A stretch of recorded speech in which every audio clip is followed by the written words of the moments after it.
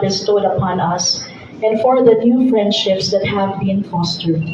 We thank you, Father, for giving us strength to endure the daily rigors of life, for the wisdom in treating and taking care of our patients, for protecting us from harm, and for constantly guiding us.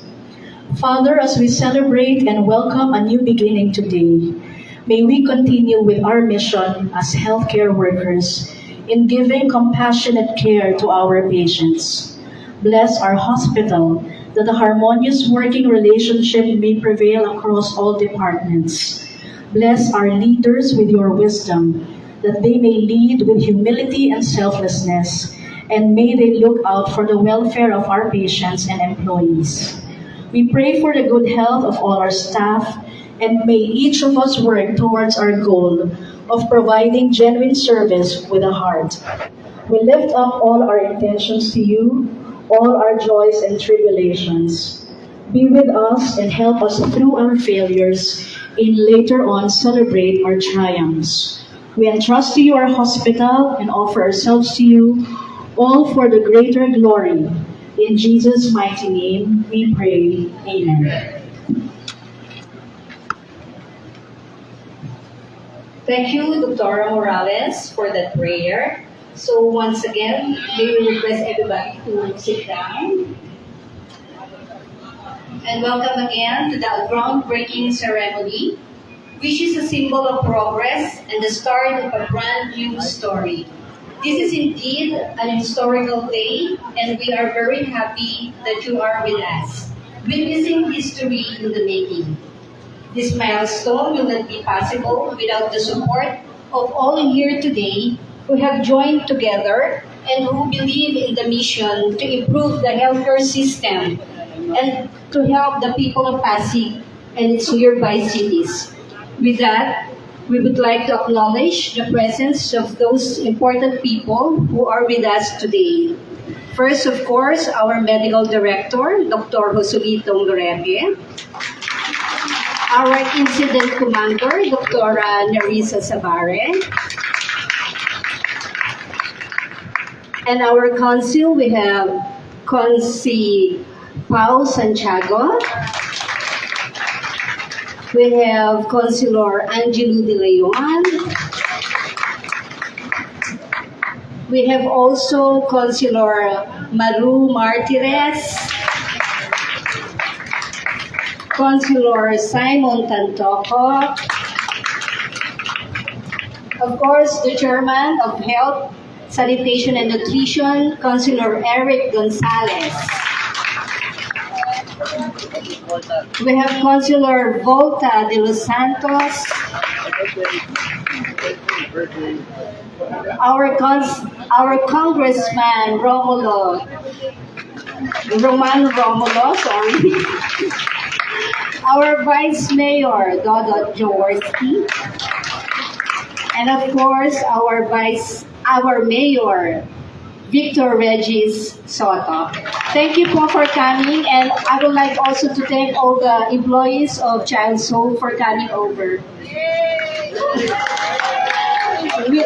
Thank you po sa suporta, mga ka-empleyado.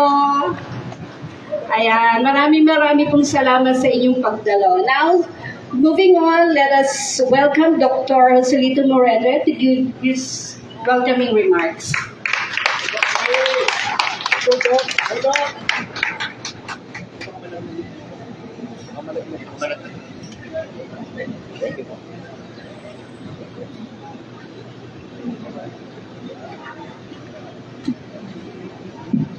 Okay, magandang hapon po.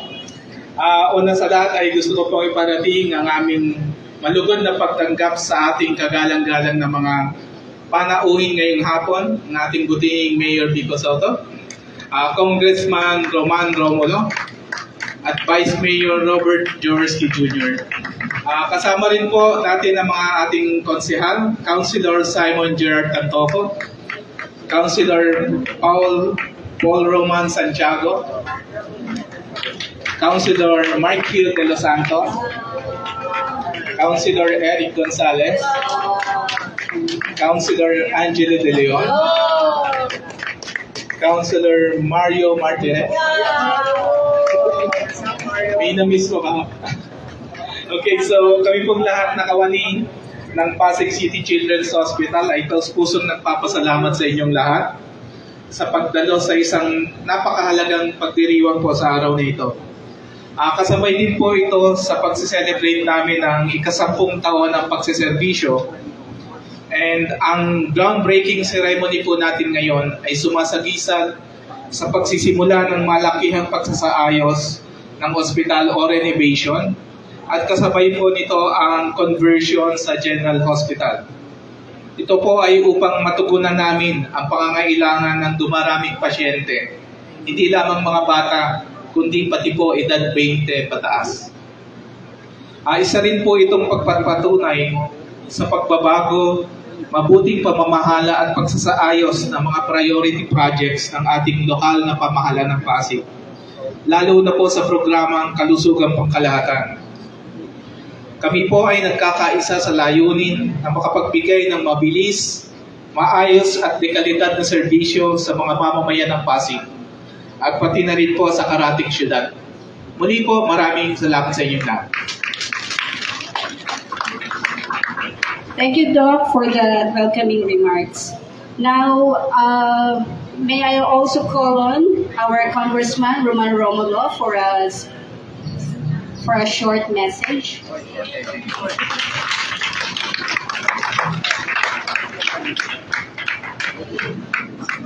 Isang magandang hapon po sa ating lahat.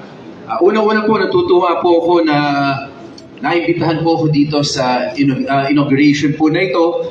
At syempre po, si Dr. Morete, natuwa rin po ako na si Dr. Morete, narinig ko lang po yung pangalan eh. Pero sa totoo, minsan kasi kahit nung panahon ng pandemic, itong Child's Hope po, napaka-importante ng role nito nung panahon ng COVID. Sa totoo po, kung walang Child's Hope, siguro dito sa lungsod ng Pasig, mas marami ang may nangyari. Kaya kay Dr. Morente sa Child's Hope po, maraming salamat sa tulong nyo nung naging COVID referral hospital kayo. Talagang sa totoo po, marami kayo natulungan ng Pasigenyo, Pilipino, kaya congratulations po. Natutuwa rin po ako nung narinig ko nga kay Dr. Morete na itong groundbreaking na magaganap ngayon hapon ay para unang-una ay ma-increase yung services natin. Kasi nakita po natin nung COVID-19, ito naman totoo, Dr. Morete, kung wala dahil dito sa Child's Hope, talagang maghihingalo ang Pasig, ang Pasigenyo. Kasi dito talaga ang daming nadala eh. Si Dr. Sabare, nakita ko rin kanina dito, ang dami mo talaga natulungan ng hospital na to. Yan ang totoo. Kaya siguro, sabi nga ni Dr. Morete, hindi ko din may sinabi dahil sa experience na yon. Pero sinasabi ni Dr. Morete na tama na ang gawin natin dito ay ma-expand natin, mas maraming Pasigenyo ang matulungan, pero hindi natin kakalimutan kung saan tayo nag-umpisa. Kaya nga yung pediatric ward dito ay papalakasin pa. Sisiguraduhin po natin kung ano yung konsepto noon ay hindi mawawala yun, pero ay expand lang natin yung services. Hindi ko nang iisa-isahin yung gagawin dito. Talagang huli na lang po ang babanggitin ko, no? Kasi nakita ko rin ng DOH eh. May kasama tayong taga-DOH. Si Jaya, sino? Si Jaya dito. Alam mo, Sir Jaya, ito na rin yung pagkakataon na magpasalamat kami sa Department of Health. Para malaman po ng lahat, sinabi na sa akin ni Mayor Vico, unang-una, laki ng tulong po ninyo kahit ng COVID hanggang ngayon. Pero binalita na rin sa akin ni Mayor Vico na finally, in-approve na ng DOH yung ating pangalawang malasakit center sa lungsod ng Pasig. Itong pangalawang malasakit center po na ito, ilalagay po sa locally run hospital. Bakit po at anong significance nun? Ibig sabihin po nun, ilagay man yun sa PCGH, dito, or kahit saan, basta locally run, masasalo na ng malasakit center lahat ng pasyente na pumasok ng ating mga local hospitals o locally run hospitals. Kaya DOH, maraming salamat sa inyo. Pero naka-mask pa rin. Hindi ko alam kung bakit ang tinatago sa atin. So again po, no? Again po, yung sa childhood family po, ano, sa totoo lang, again po, alam ko na si Mayor Vico, si Vice Dodot, lahat ng city councilors dito, katrabaho po ninyo ng gusto, lalo na sa pagbibigay ng serbisyo. Pero again po, maraming salamat talaga sa tulong sa serbisyong binibigay po ninyo sa Pasigueño at lalong-lalo na ng panahon ng COVID-19. Again po, mabuhay po ang ating hospital, mabuhay po ang lungsod ng Pasig.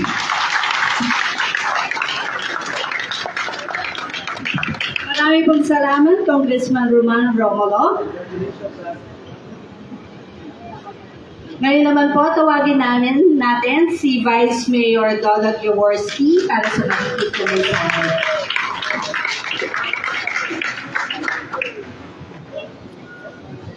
Magandang hapon po sa ating lahat. Of course, kay Mayor Vico, kay Congressman Roman, sa ating po mga konsehal na nandito. Hindi ko na kayo isa-isahin. Siyempre kay Dr. Morete, na talaga namang through, tama si Kong through the pandemic, talagang nag-deliver ang ating Pasig Children's Hospital, Pasig City Children's Hospital. So, nais po namin ulitin, i-reiterate yung aming pasasalamat, ang gratitude po ng mamamayan ng Pasig, kasama rin po ako sa lahat ng sakripisyo na ginawa ninyo nung panahon ng pandemic. Naiibsan natin, nalampasan natin ang hamon ng pandemya. Malaking bagay po dahil sa hard work at dedication and sacrifice ng bawat isa sa inyo. Palakpan po natin ang ating sarili. Salamat po sa inyo! Itong araw na ito, napaka-espesyal dahil last year po namin napag-usapan to. Actually, last year po natin na ipasa sa City Council. Yung inyong City Council naglaan po ng pondo, umabot po ng 300 mahigit na milyon. At finally, na-award na po itong program na ito sa gagawa ng pag-upgrade. Mula ngayon po, ang pangalan na po natin, hindi na po Pasig City Children's Hospital. Pasig Hope Medical Center na po ang pangalan natin. Okay? So upgrade po tayo. Upgrading. Pero katulad na ng nasabi rin ni Congressman Romulo, hindi po porket medical center na po tayo ay naisang tabi natin yung ating layunin na mabigyan ng tamang programa sa kalusugan ng ating mga kabataan. As a matter of fact, nag-expand pa nga yung ating mabibigay na servisyo sa ating mga kabataan. So yung mga kabataan Pasigueño, huwag kayo mag-alala, this hospital will still cater to your needs. Pero upgraded, dun sa mga kababayan natin magkakasakit, hindi na kayo kailangan tumakbo sa PCGH na napakalayo. No? Itong sentro ng ating lungsod, alam po natin napakahirap tumakbo pag may problema sa Pasig City General Hospital or sa Rizal Medical Center. So itong ating sariling Pasig Hope Medical Center, sisikapin namin sa City Council kasama po under the leadership and vision of Mayor Vico Soto that this will be a premier hospital, hindi lamang sa lungsod ng Pasig pero sa buong Metro Manila. Kaya mabuhay po ang ating Pasig Hope Medical Center. 100% support ang inyong 11 City Council sa success ng ating institusyon. Maganda pong hapon din. Maraming salamat. Thank you po, Vice Mayor. Ang ganda lang din sa pandinig yung mga sinabi ni na Congressman sa ni Vice Mayor na na-appreciate nila yung ating mga trabaho, di ba po? Salamat din po, hindi naman namin maisasatuparan itong mga ginawa namin dito sa Child Soap kung hindi rin po sa mga suporta ng ating local government. Salamat din po. At this moment, tawagin naman natin ang isang taong naging instrumental kung bakit tayo magkakaroon ng pangalawang General Hospital. After countless hours of discussions and planning with his team, he is now transforming his vision into reality. Let's welcome our very supportive and working Mayor, Honorable Mayor Vico Soto.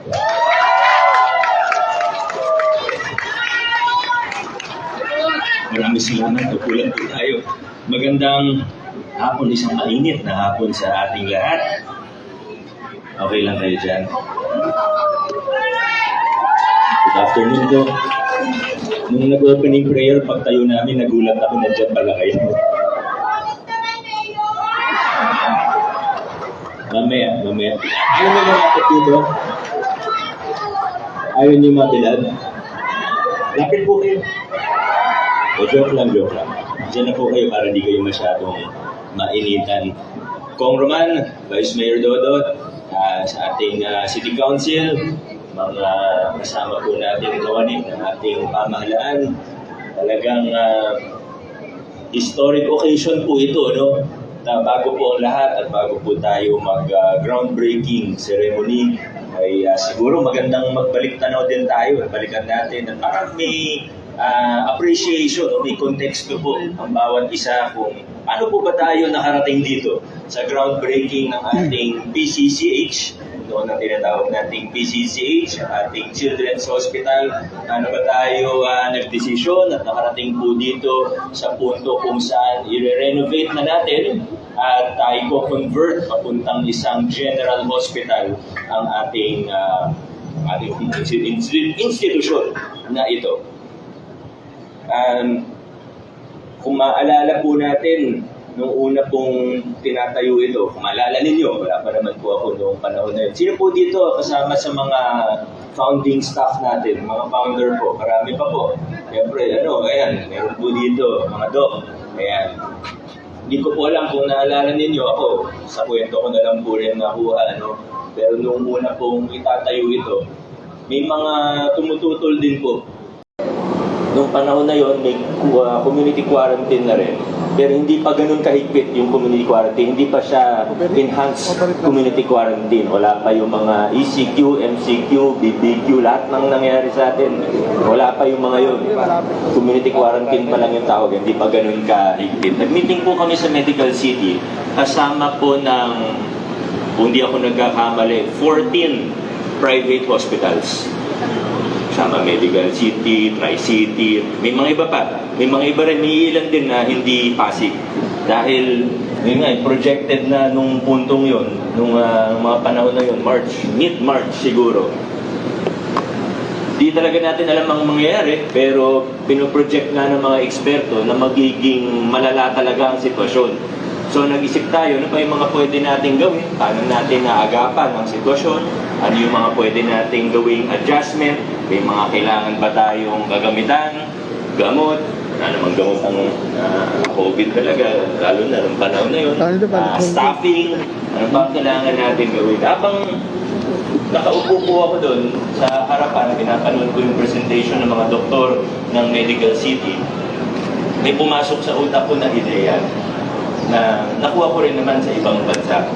Na paano kung i-convert natin ang isang ospital natin para meron tayong dedicated COVID referral facility or COVID referral center sa lungsod natin. So, nag-isip ako, nag-research ako on my own ng konti. Hanggang sa kinonsulta ko na po yung mga doktor natin. Magandang ideya ba ito? O pangit na ideya? Sabi ko, okay lang. Kung hindi siya maganda, sabihin niyo sa akin, hindi natin gagawin. Kinonsulta rin natin yung mga kaibigan natin sa President Dr. Ramos ng Medical City. At nagustuhan nila yung ideya at sinimulan po natin yung plano. Kung maaalala po ninyo, yung 3 points natin kung bakit tayo magko-convert papuntang COVID Referral Center para makabawas sa cross-contamination, ma-maximize yung resources, yung logistics, mas madali. So nagpuna tayo ng team. Ayan, sila Dr. Sabare po, ang namuna po sa team na yan. Of course, nung panahon na yun, gaya nung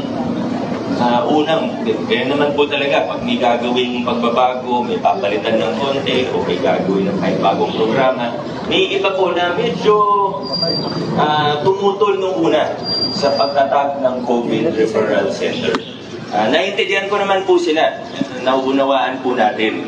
At ako rin naman ay may apprehension, so may pag-aalinlangan dun sa pag-convert natin.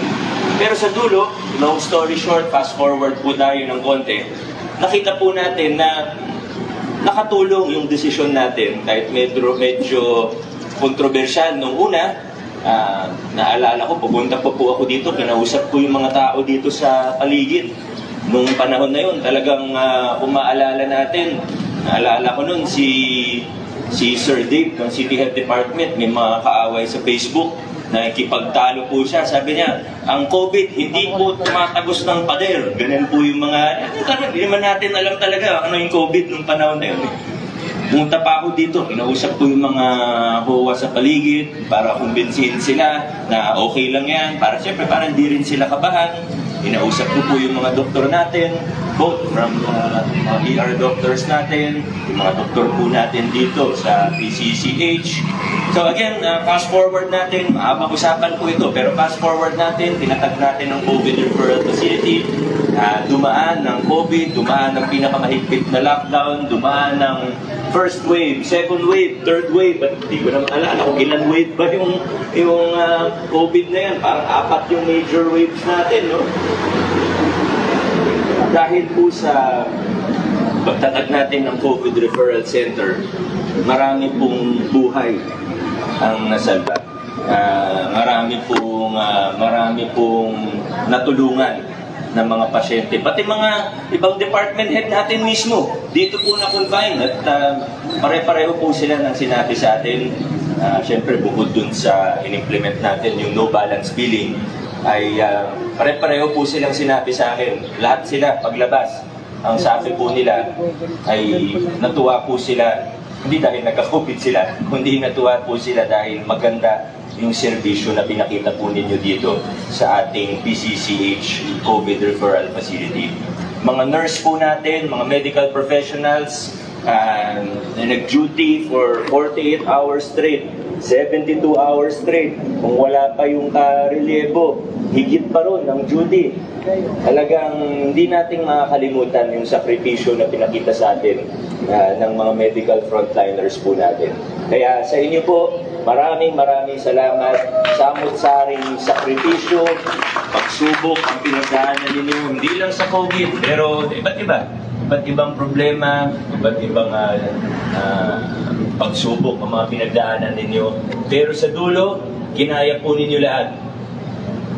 Ngayon po, ay nung patapos na yung pandemya, papunta na tayo dito, pinag-isipan din natin. Sa totoo lang, miracle po yung ginawa natin. Sabi nga ni Doc Joey, nung nagsimula po tayo, bago magsimula ang pandemya, nasa 64 beds lang po tayo. Tama po, Dr. Morete, 64 beds po tayo nung nagsimula tayo, di ba? 64 beds, masagsagan ng pandemya, nagawa natin 100 plus na doble natin ang capacity during the pandemic. Miracle po yan at dahil po sa inyo yan. At siyempre, dahil naging COVID Referral Center siya, nag-cater tayo ng mga adult patients. Karamihan naman ng COVID ay adult patients. So, nung patapos na yung pandemya, medyo nag-normalize na, nag-isip na tayo, ano na ang gagawin natin? Siyempre, ang default option ay bumalik tayo sa isang children's hospital, specialty hospital, PCCH, Pasig City Children's Hospital, or mas kilala sa pangalang CHALSO. So, option 1 po yun. Or option 2, i-expand na rin natin yung serbisyo ng PCCH para meron tayong karagdagang serbisyo na nandito sa area ng poblasyon sa Lungsod Pasig. Dahil alam naman po natin, ang PCGH sa District 2, punong-puno po talaga. Lalo na pagpunta tayo sa ER, dito rin naman, pero talagang ER sa buong Metro Manila, punong-puno po talaga. Yung mga services natin, kita natin na may mga services na pwede nating i-expand, mga in-demand na serbisyo medikal na pwede nating gawin dito, na pwede nating gawin habang mini-maintain pa rin yung mga dating serbisyo para sa mga bata. So, kung kaya natin gawin yun, at pwede natin gawin yun, ay bakit hindi? Expand natin ang services ng ating ospital, gawin natin siyang general hospital, at para na rin na yung mga resources natin at yung ospital natin, ang talagang tututukan natin, yung resources natin, talagang mapupunta sa mga Pasigueño.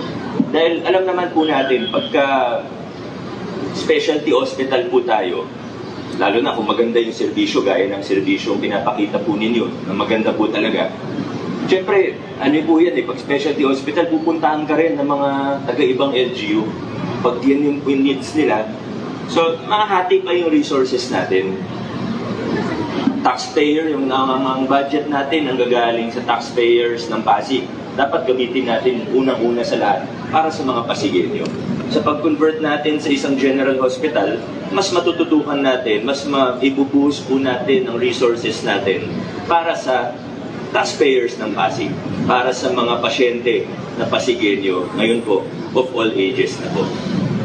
Marami po tayong gagawin dito. Di ko na po iisa-isahin, pero alam ko may mga nanonood din po na kayo po siguro, alam nyo naman ito. Pero pasadahan ko lang po para po sa kaalaman din ng lahat. Kasama po sa civil works na gagawin po dito, kasama dito sa medyo malaking project natin, nasa 300 million po ito. Medyo malaking proyekto po talaga ito. Dahil 7 stories plus basement and upper roof deck po ito. Ang building footprint area natin, nasa 1,600 square meters. Pero floor area natin, nasa 12,800 square meters.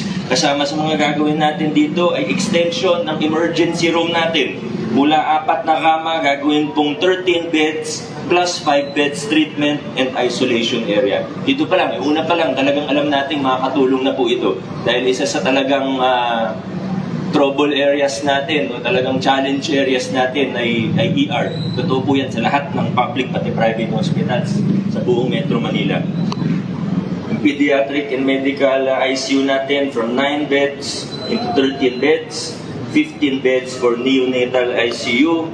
Ito po, bago naman, 2 beds labor room, 2 beds high-risk pregnancy unit, bago po na 3 beds para sa delivery room, 2 operating rooms and recovering rooms, sterilization and autoclave room, blood bank unit, 12 units for hemodialysis, 8 doctor's quarters, 16 beds sa lower deck po natin, 12 beds capacity, ward extension at the lower deck, bagong social service section, additional 4 treatment areas for PT section, mula 3 hanggang 7 treatment area, improvement of the pharmacy, dietary and nutrition clinic at the lower deck, extension of clinical and molecular laboratory, additional nurse stations, additional 3 beds at the ward extension and rehabilitation of all wards, improvement in diagnostic and radiology rooms, admitting counters in finance department, recovery room, sterile room, clinical laboratory, storage facility sa basement, and ang hinahanap talaga ni Doc Morete, yung storage natin dahil di nila malaman kung saan maglalagay ng gamit.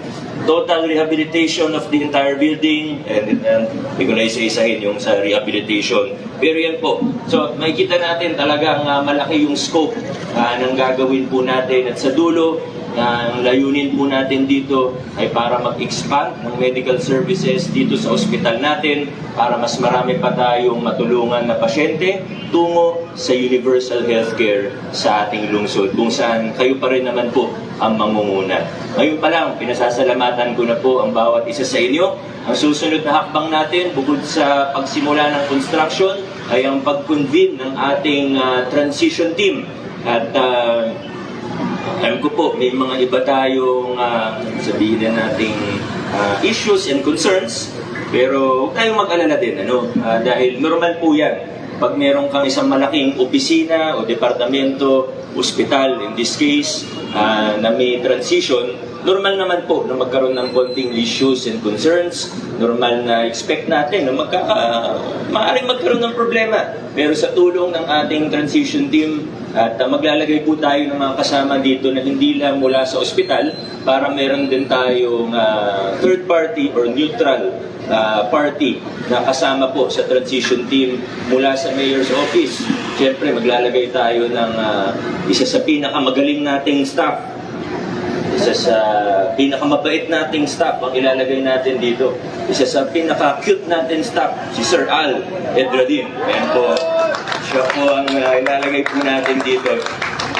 Para kung meron po kayong problema, kung meron kayong hinaing, kung meron kayong reklamo, kay Sir Al Edradin, bibigyan lahat po yan. Biro po yun, pero totoo po yung biro na yun. Muli po sa ating lahat. Alam kong medyo naiinitan na po tayo. Kaya marami pa man akong gustong sabihin ay isi-shortcut ko na lang po muna. Huling round na lang po ng pasasalamat. Banggitin ko lang din po ang chairperson natin on Committee on Health dahil siya po ang introducer ng ordinansa o pangunahing may akda ng ordinansa para sa conversion natin ng ospital na ito. Councilor Eric Gonzalez, Eric, maraming salamat po sa inyo. Pero siyempre sa lahat ng councilor natin, lahat po ng councilor natin, may bahagi po dito, panguna ni Vice Mayor Dodot, suporta ni Pong Roman. Pero ang totoo po, kayo naman po talaga magtatrabaho dito. Kayo po magpapaganda ng ospital natin. Sana tuloy-tuloy lang po tayo. Huwag po kayong magsawa. Mahirap man ang inyong trabaho. Alam naman po natin lahat kung gaano karaming pasigilyo ang natutunan dito. At sa pag-convert natin dito, after 600 or so days, babalik po tayo dito para sa inauguration at blessing. Siguradong pagdating ng panahon na yun, in less than 2 years, tuloy-tuloy pa rin naman yung operations natin, ano? Pero syempre, medyo adjust po tayo. Pagbalik po natin dito, after 600 days, sigurado po mas marami pa tayong pasigenyo na magtutulungan. Kaya sana sama-sama po tayo dito, magtulungan po tayo para sa ikagaganda ng ating institusyon, para sa ating Pasig City Hope Medical Center. Maraming salamat at congratulations sa ating lahat. God bless po. Thank you po, Mayor Vico Soto.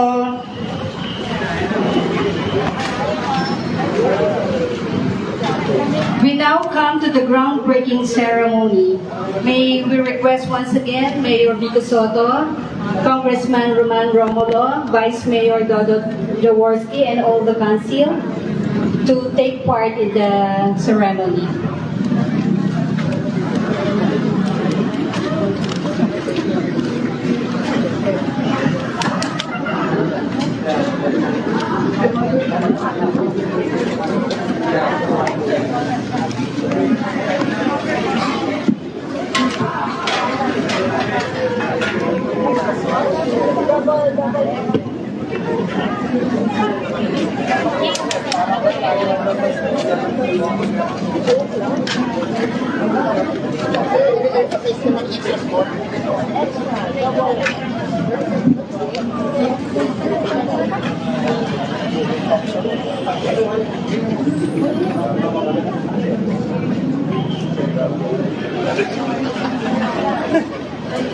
Hingin ko nga pagkatapos.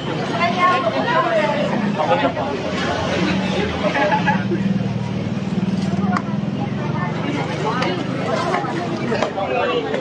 Kaya nga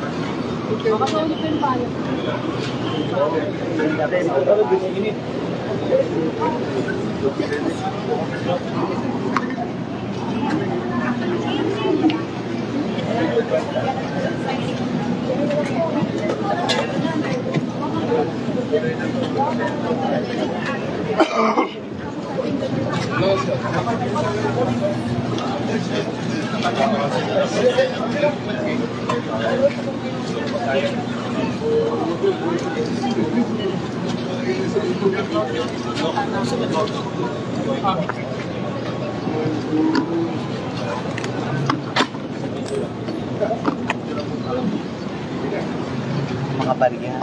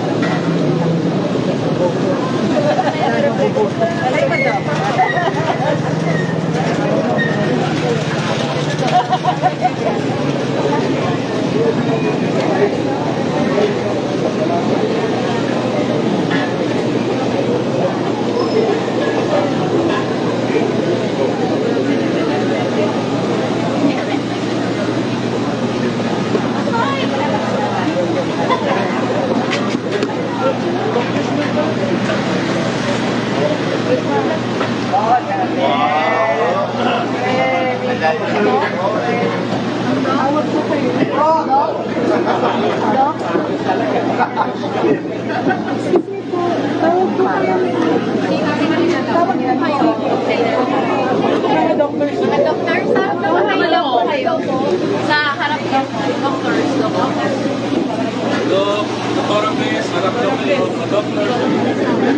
Sige po, patawag sa sabi po nito.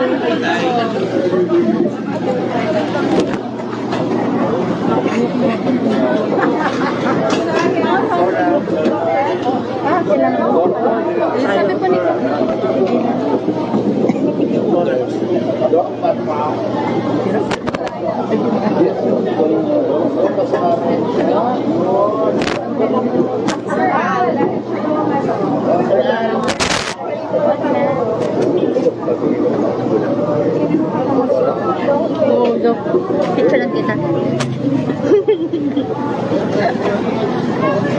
Doon ako dumani kaya diretso.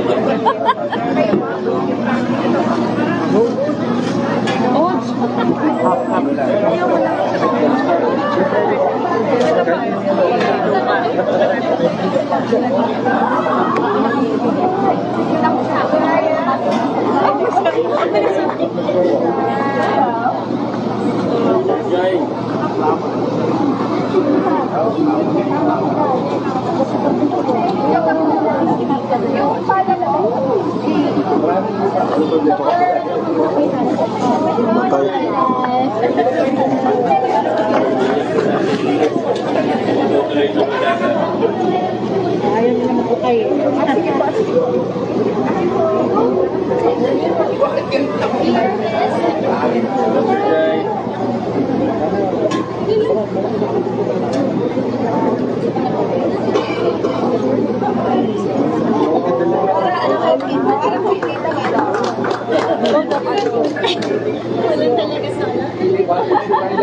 Laboratory, halika, represent.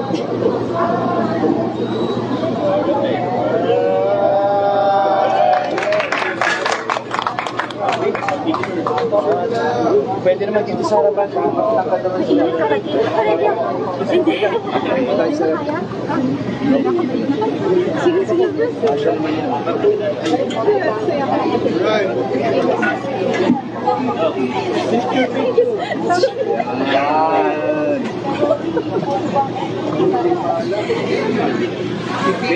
Okay, get ready po ah. Ako. 1, 2, 3, smile. Congratulations!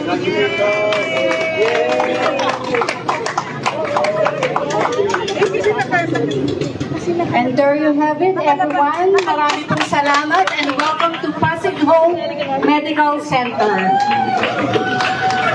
Thank you po.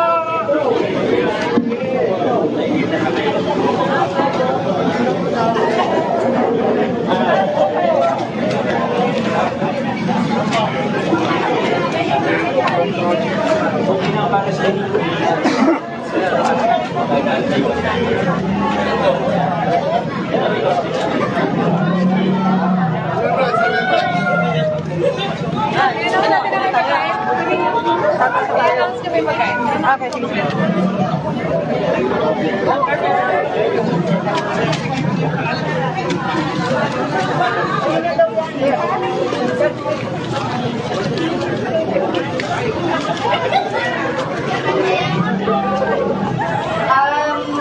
Yung pong mga nagsidalo, pwede po pupunta sa roof deck. Meron po tayong inihandang konting pagkain. Pagsalu-saluhan po natin.